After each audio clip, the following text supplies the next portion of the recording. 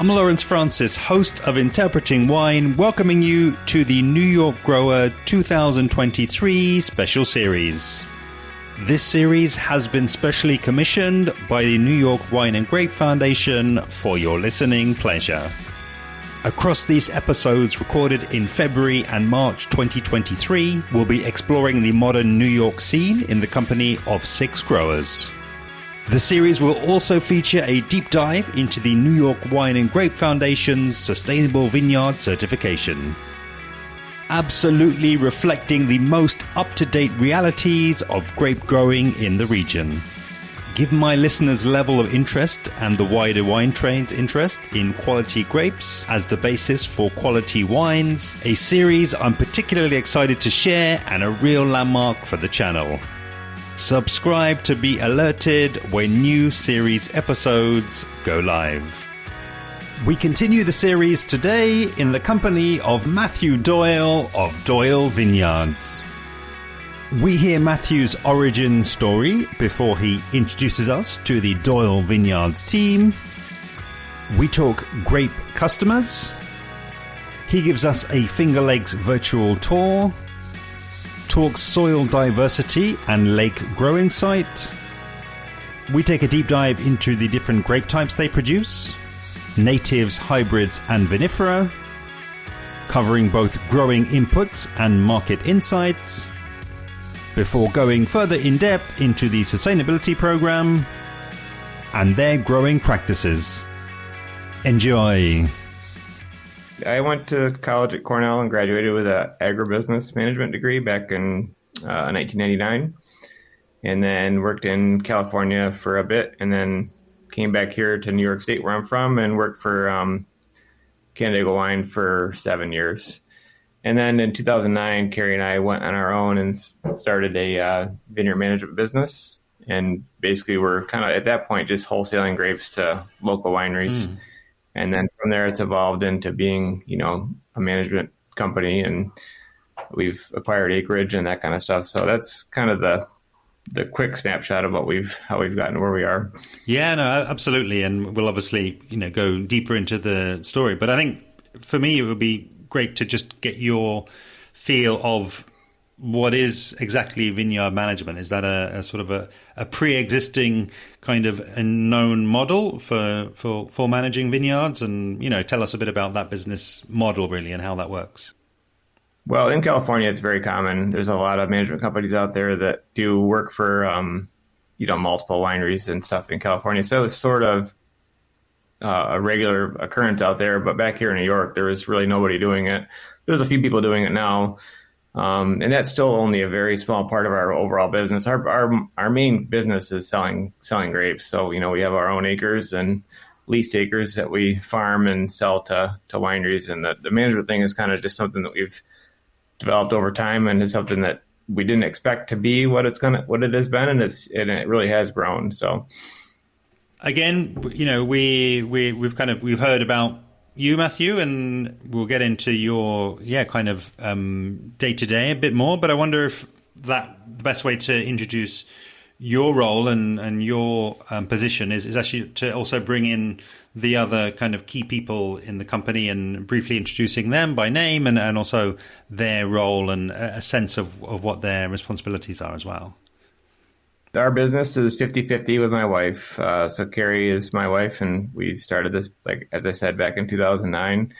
Kind of as a real shot in the dark. We were, totally unsure of how that was going to work, because it was a big step for us. We had 3 kids and 1 on the way. So with 4 kids coming online, it was a big step of faith for us to try to work through that together. But she's been with me to make this all work. She does kind of all the HR stuff and our social media, marketing. And in the beginning, she did all of our books and everything else. So she's, doesn't do as much of that stuff today, but she's still very involved with making sure the direction of our business is still going the way we want it to go. So, so she's obviously the 50-50 with me on that. So we work together.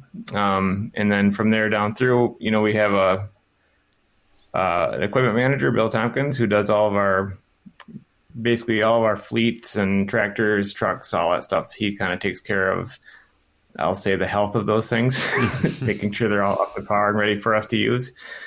And we also sell Gregoire parts for Lakeview Vineyard in Canada. So he kind of spearheads that and sells parts to local people that have Gregoire stuff. And we also do some service on those things as well. So he's in charge of all that stuff. From there, we have 3 different vineyard managers. We're kind of spread out on 2 different lakes, but 2 sides of one lake. So we have Will Goodrich, who does all the stuff on Cuca Lake, which is, kind of where our home operations are. So there's 500 some odd acres here that he takes care of. He also does all of our outside sales. So anything that has to do with small vineyards that are needing to be sprayed or picked or whatever, he kind of handles all that. And then there's Jimmy Underhill, who does our Dresden farm, which is located right outside of Penyon. And that's a 150-acre farm that he takes care of. And then on the east side of Seneca, we have Rob G., who does all of our vinifera farms over there. So we have 2 different farms that are almost all vinifera that he takes care of on that side of the lake. And then Shelley Pierce runs our office and does everything on the back side as far as billing and the books and everything else for us. So that's kind of our management team of our business. Okay. No, it's very interesting, and it sounds, even maybe just sort of delving into what you mentioned there about Bill and the other kind of services that you provide, and also maybe hinted at through the vineyard management side of the business. It sounds kind of quite entrepreneurial. Would that be fair to say that you start working and then you maybe see niches and kind of see opportunities in the marketplace? Initially, when we started, it was still a pretty big jump for us to do what we were trying to do because it was a lot of acres to take care of. But yeah, we've just seen different offshoots as time has gone on things we can try to improve. There's a lot of a need for people to do custom spraying and picking in the Finger Lakes. So that kind of stuff was already being done. We just kind of took it one step further to do other stuff like hedging and like summer hedging and spraying operations, just all that kind of stuff that people have a need for that they don't want to necessarily do. Yeah. It makes a lot of sense. And what about the slightly sort of longer term history and origin, for you as a couple, really, yourself and Carrie? Are you kind of from the region? Is this sort of in the blood, as it were, and this is kind of a long-standing kind of association there?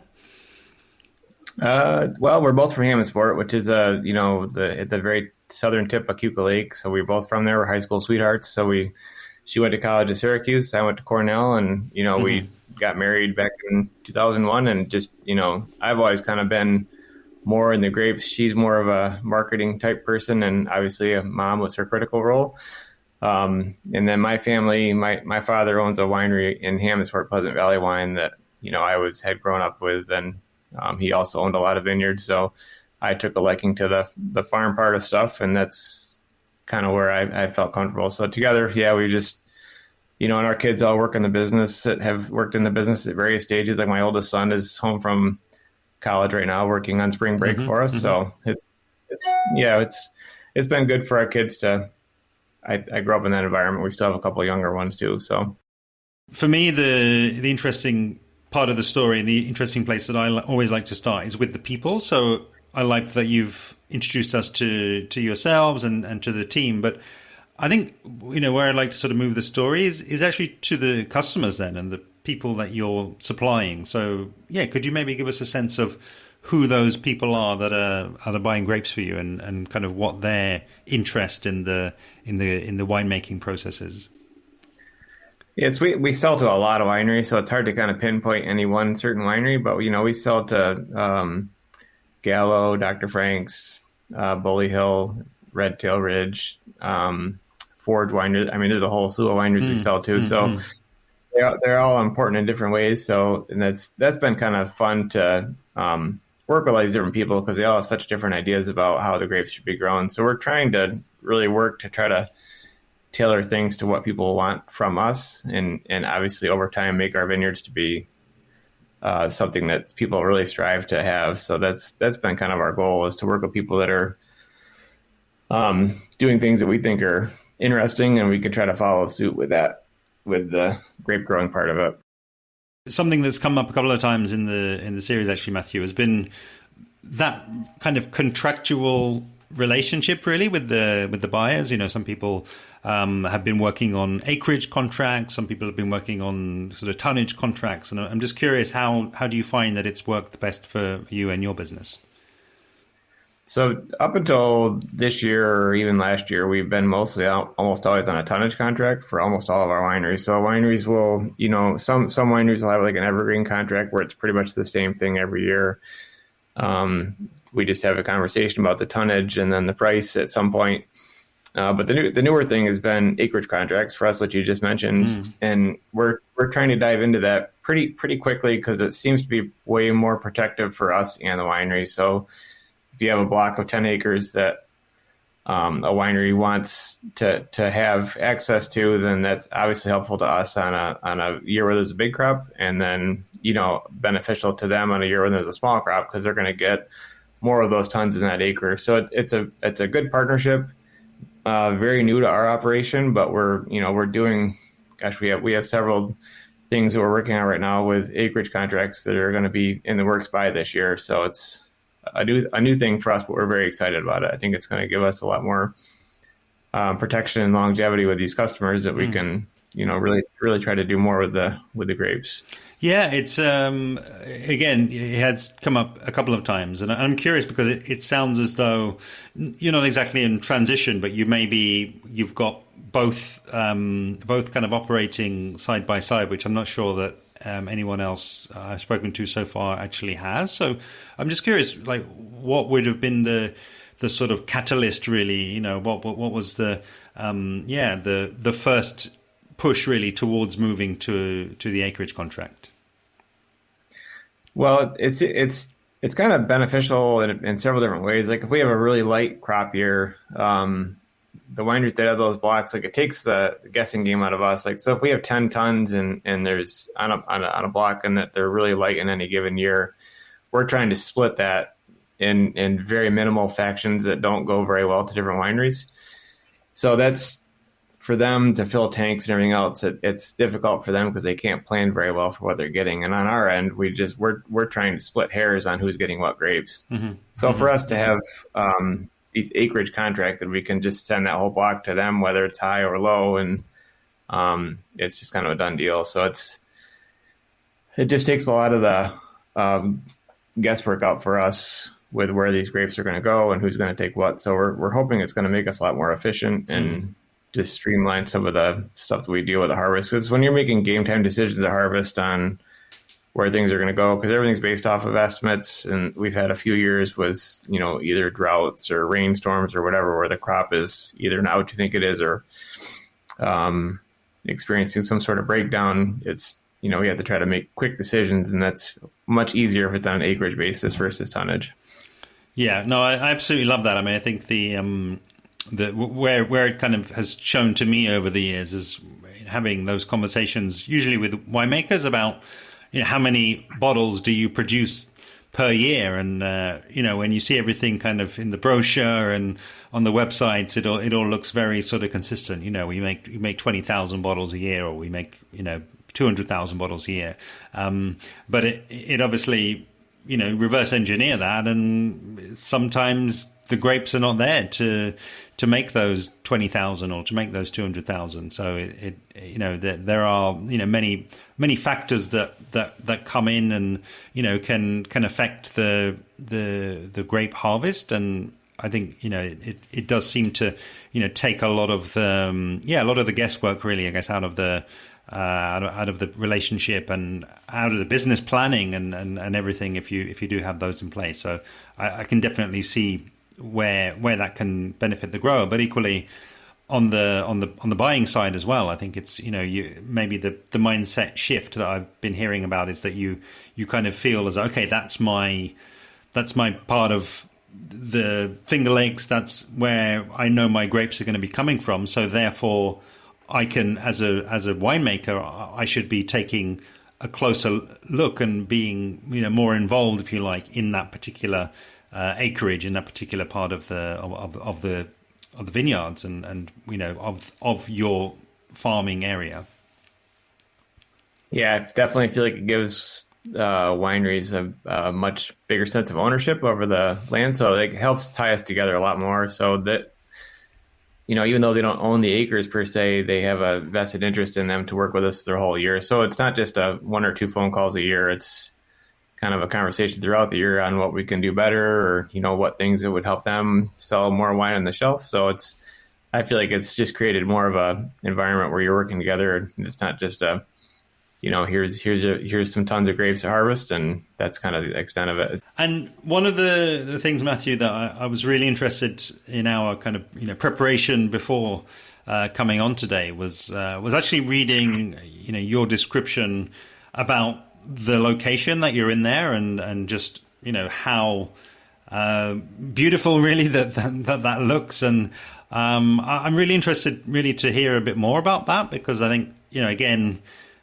so many of my listeners and me personally as well, so interested in where those grapes are coming from. What does it look like? What does it kind of feel like being stood there, as the different seasons change? So again, you mentioned that there are 3 principal vineyard sites that you're working with. So yeah, maybe give us that kind of virtual tour really of those 3, and give us that sense of what it's like to be stood out there in those vineyards. Well, as you said, the Finger Lakes are beautiful. So if people have never been here, it's definitely a place to visit, because there's not really any place you can't be around here that's not some sort of a beautiful view.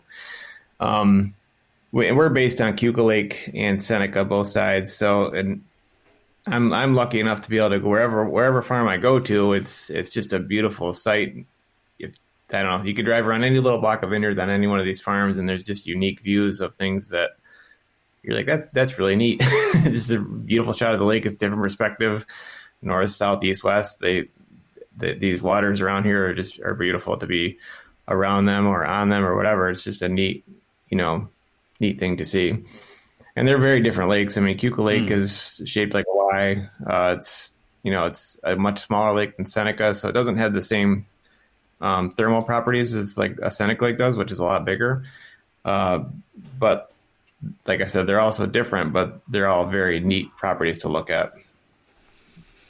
Okay, and then what about kind of broader out from the lake there? If you almost, I often say kind of give a drone's eye view. So if you were stood by the lake and you kind of set up a drone, I guess a few hundred feet up in the air, what are the sort of features, I guess, that we'd be looking at?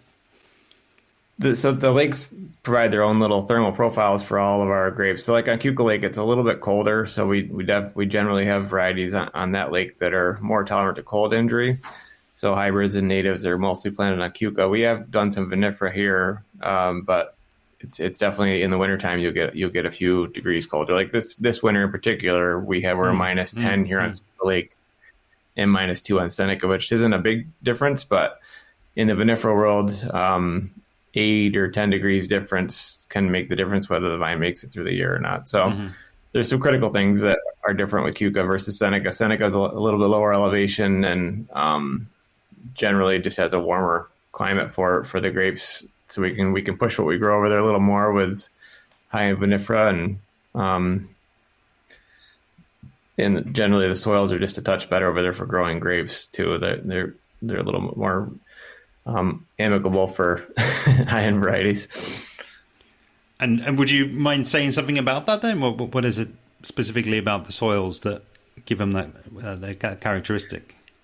This one thing with the Finger Lakes that's difficult is you can go within 200 feet up or down and the soils can change drastically. But Keuka Lake just typically has either really heavy clay soils or really rocky shale type soils. So it's which can be good and bad. I mean, clay's got good water holding capacity for years that it's dry, but can be somewhat hard to work with sometimes if it's a really wet year. And then obviously the shale soils they can be harder to grow grapes on because there's not a lot there to grow in. But some winemakers really really like that because the vines are strained enough that the crop isn't usually huge, but there's just a lot of diversity in soil types. Seneca, there's spots over there that are, very shallow soils, but generally speaking, the soils over there are silty loam soils, so they grow very, very good crops, whether it be grapes or corn or whatever. They're just good soils. But there are veins over there that there'll be, bedrock that's not too far from the topsoil, which creates challenges for farming, but can also create some great wines. Yeah, absolutely.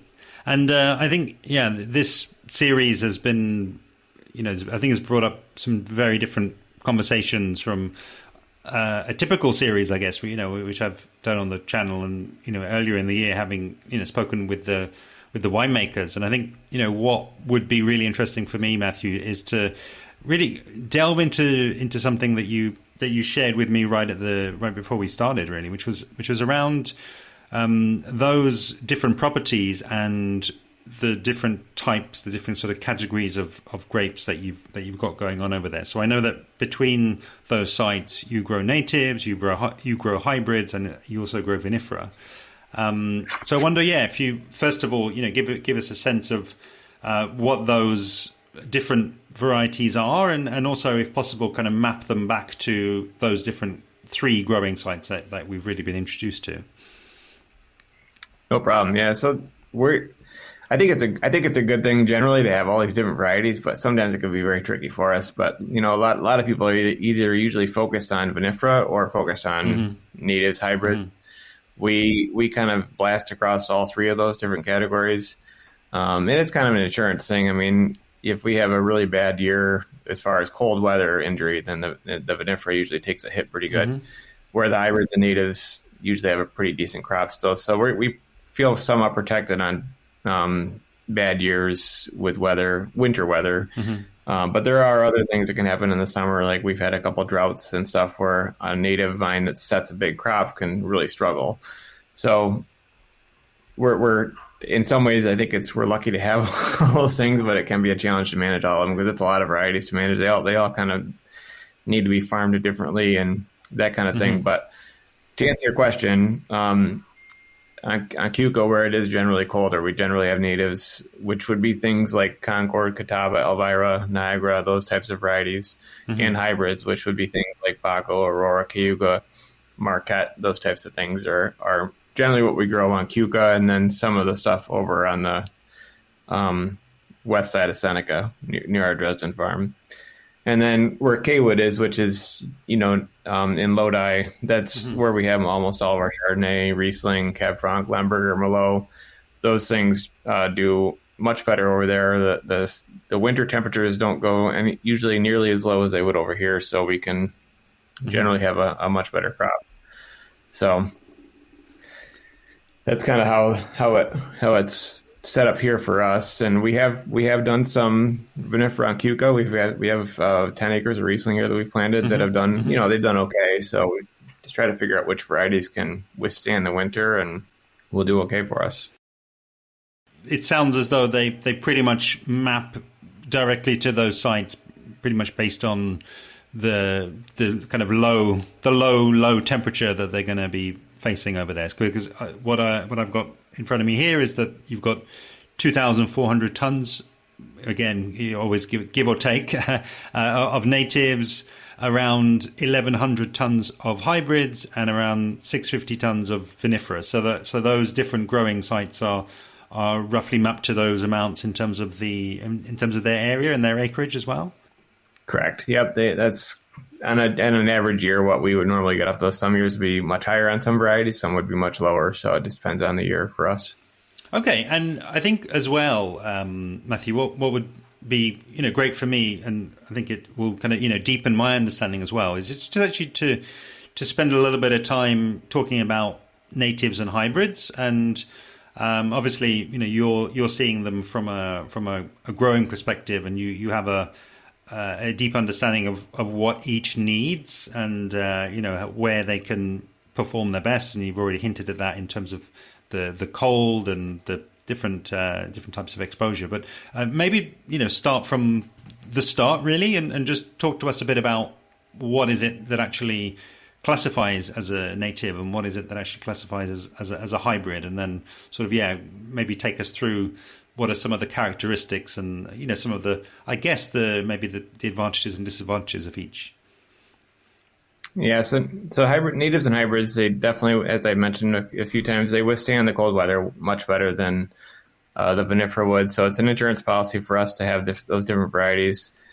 There's a lot fewer buyers for those varieties, so the buyers for those varieties are usually much bigger, and they want a lot more tons. So it's more of what I would consider like a bulk grape. So we have different markets set up for those things, and the tons per acre on those, generally speaking, are a lot higher than vinifera ever would be.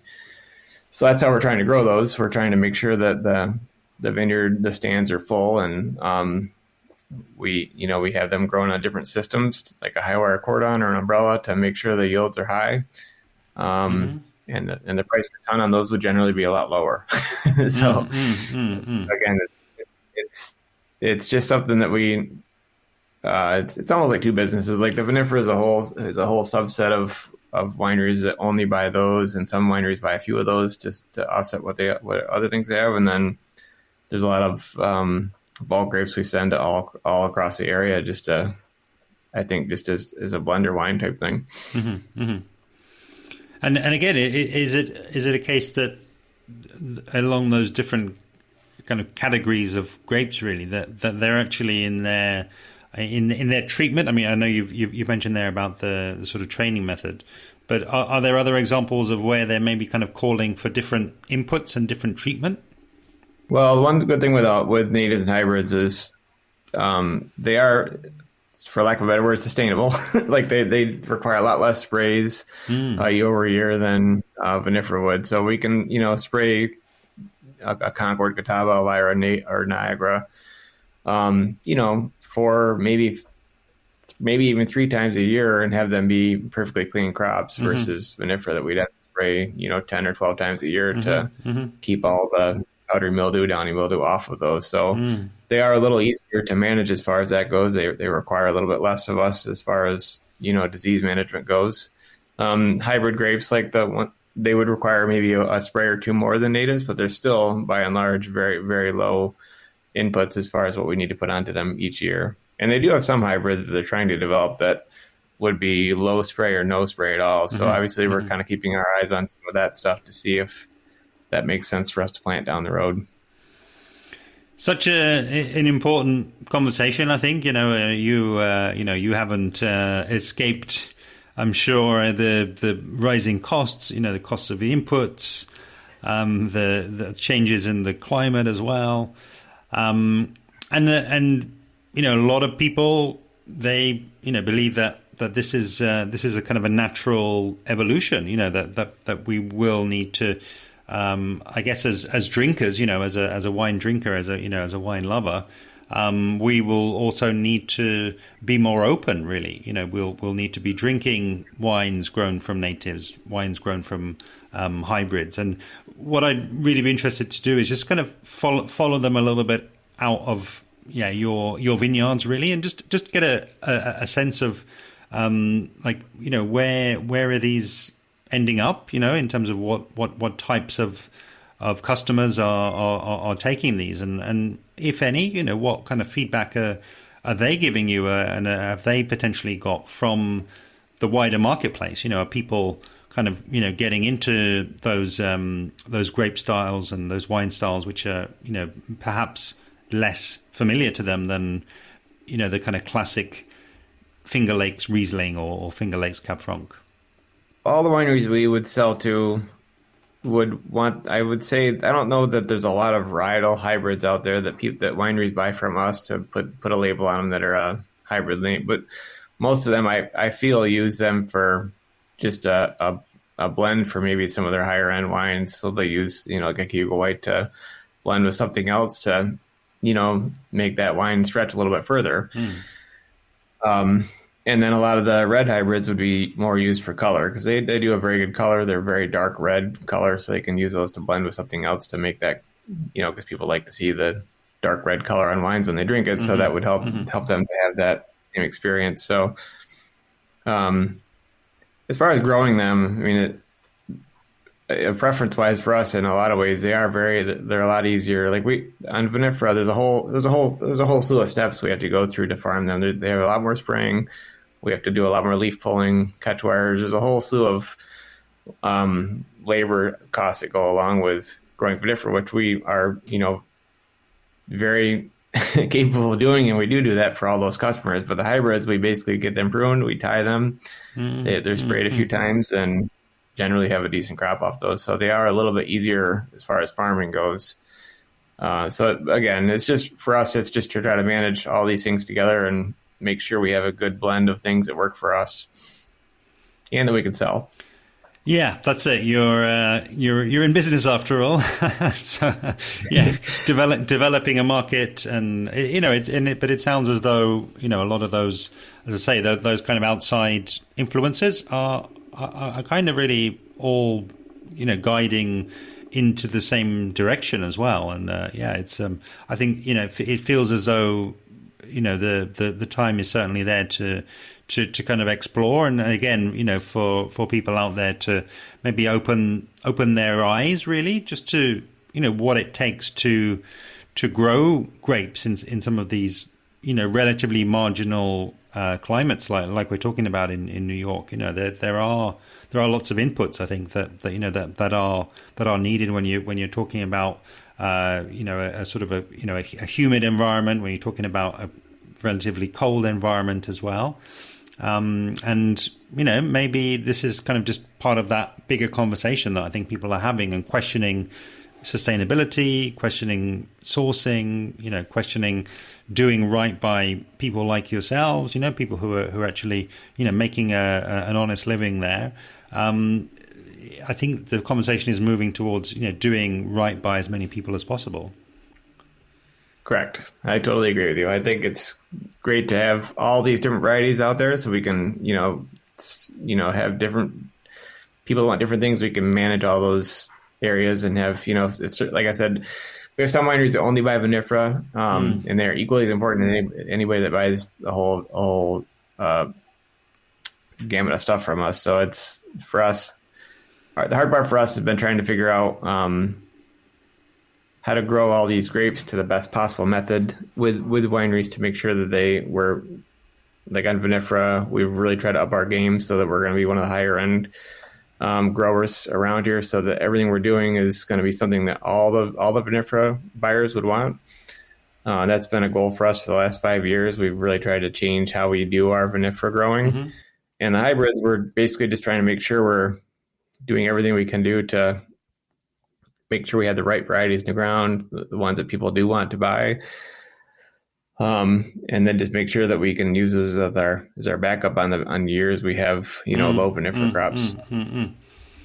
Very interesting. And something there that, we haven't really spoken about, and I think it's great. We've kind of gone with the flow really in terms of the topics there. But I also do want to give you the opportunity to, talk positively about, your grape growing program there. So maybe take us into that side of the story that talks more to quality, because I think you've kind of made a case really there for the hybrids, for the natives, for the slightly lower input grapes. But let's explore the Vinifera side of things, which after all is what I think certainly internationally is certainly what New York State and what the Finger Lakes in particular are best known for. Right. Well, our Kaywood farm, we have 140 acres of Vinifera at that farm. It was planted back in the 70s by Charles Fournier, so it's one of the early pioneers of the Finger Lakes for Vinifera. Was that farm was established by him. So that farm is very interesting because a lot of the plantings that are still there are from that era. We replanted a bunch of them, but there are still a bunch of Chardonnay and Riesling plantings that are from the 70s. That's pretty neat to have a farm that was a part of that early stages of Vinifera here in the Finger Lakes. And I feel like a lot of the wineries we sell grapes to that make wines from that, those wines speak for themselves in some ways. So they have a unique character and unique flavor to them. So that farm is exciting for us. We've really tried to make a lot of changes there with airflow and drainage systems to try to make sure it's as good as it can possibly be to be a high-end farm. Yeah, maybe kind of flesh that out a little bit. Kind of no pun intended, like what might have been some of the kind of back and forth, some of the feedback, and take us. You can by all means go a little bit more in depth into what are the specifics that you've changed in the vineyard in order to increase that quality. I think consumers for me are going to be wineries, but they've come to us and said we want to do certain things differently in the vineyard. So we do a lot more leaf pulling. Everything Riesling wise now is set up on VSP, so which is vertically shoot position, so they have a lot more fruit exposure, and just try to make it so that the wineries that we are selling to, and there's several of them that buy different blocks for us over there: Forge, Damiani, Dr. Frank's, Adirondack Wine Company. There's a whole slew of them. I can't name them all off because I can't remember all of them. But we do have a good customer base at that farm that buys the same amount every year. Fox Run will be another one. So generally, those are then going to be your acreage contracts. Yeah, we're actually slicing that farm up. That's what we've been working on this winter to try to have that down to almost to the row, so that certain wineries will get certain rows. And that farm in particular has been one we've had trouble with because of drought or heavy rains or whatever. The crop has been off or lower or had some sort of, so we're trying to we've had way more grapes sold from that farm than we have actually coming off that farm. So now we're trying to work backwards and say, here's what we can do reasonably in a given year. Let's make sure we keep everybody we're selling to happy versus trying to split these up and not make it so that it's hard. I like it because what you've done there is really, again, map that idea of acreage, that idea of responsibility back to the vineyard and back to your customer, which I think as well, just in terms of a branding point. Again, me, speaking as a wine lover, I'm gonna want, I think, the sense of connection to a couple of things: a sense of connection to a winemaker, and I guess the promise really that having that name of that winery on the bottle gives me. But I think also, why not have that connection back to a particular piece of dirt as well? Why not have the vineyard named on the bottle, and know that it's come from Doyle Vineyard, or know that it's come from a particular site.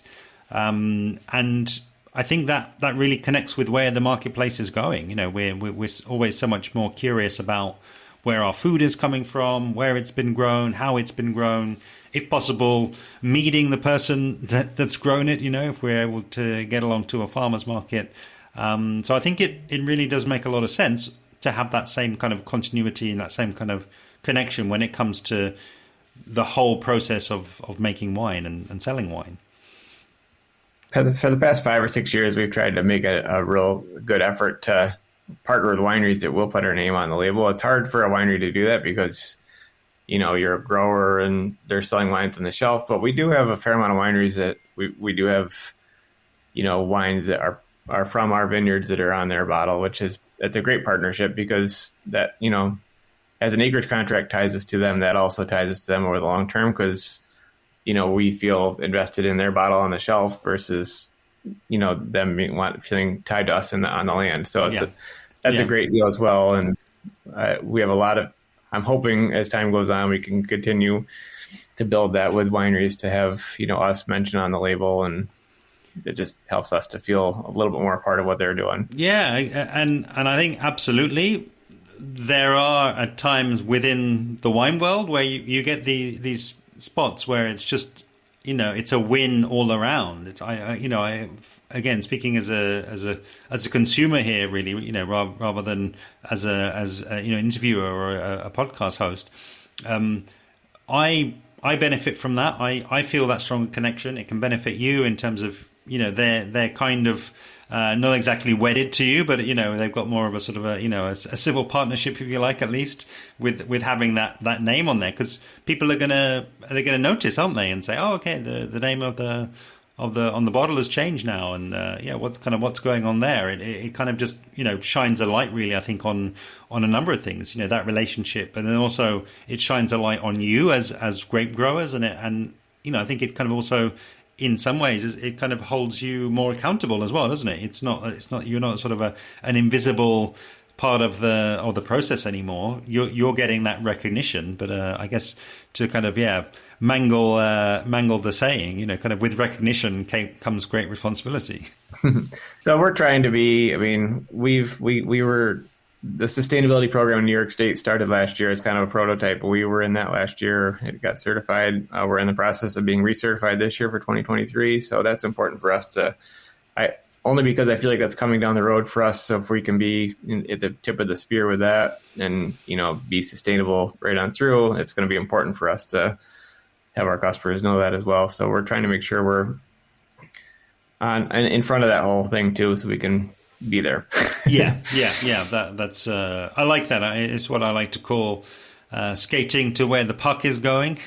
And Correct. I think that's probably a great place, in terms of, closing off the conversation. I think maybe looking ahead, because I started off this series talking with Justin Jackson and talking with the New York Wine and Grape Foundation about that sustainability certification program, and, its aims and how it's planning to help look after you guys, the growers, to make sure that there's visibility on what you're doing. And it's really, curious to, as we're sort of, sat here and talking early 2023, you've just mentioned there the kind of second certification process. And how do you maybe, compare and contrast, I guess, year 2 of the program, really? If we call the pilot as year 1, has that already, again, no pun intended, has it already sort of started to bear fruit in terms of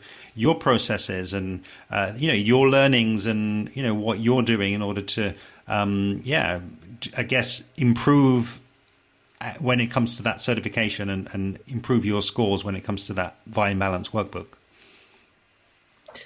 So growers in general, I feel like not just us, but all the growers around me, my neighbors, et cetera, I feel like we are tenders of the land. So I feel like most of us were already, the good thing is a lot of us were already doing sustainable practices. This is just kind of formalizing what most of us are already doing, which is a good thing. We've been the workbook. I do think it's striked up conversations on our crew and different farms that we manage and areas of stuff we could obviously do better. It's things that maybe we haven't done as well in the past that we can work on.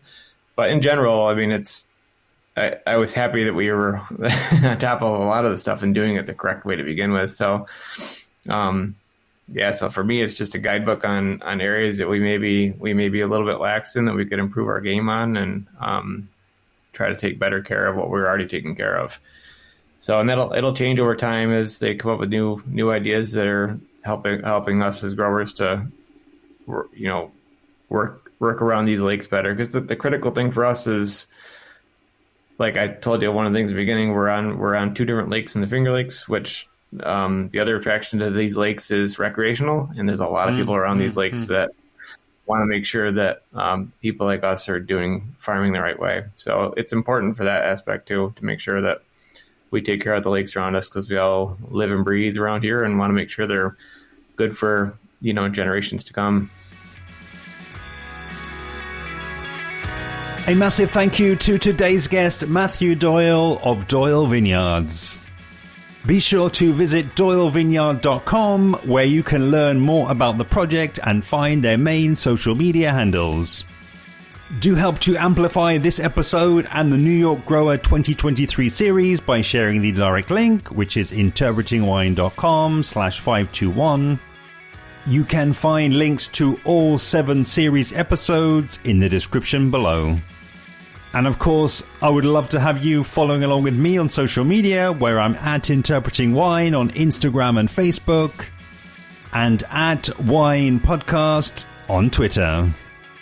Next time on the Interpreting Wine New York Grower series, in episode 522, I'll be speaking with Oscar Binke and Thijs Verschuren of Herman J. Weimer. Make sure you're subscribed to be alerted when that episode goes live. See you then.